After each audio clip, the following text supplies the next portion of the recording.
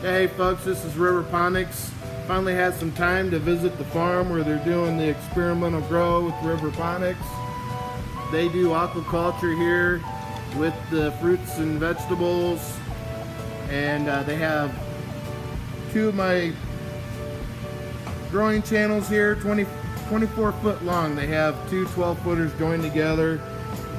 They got two rows, 24 foot long. They're doing cucumbers and tomatoes, having good success.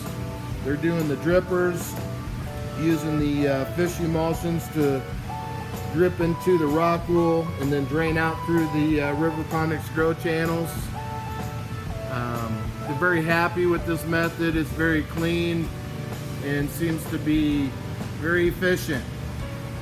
So just wanted to give you a little update on this. It is December 27th, 2018. Happy New Year. Talk to you later.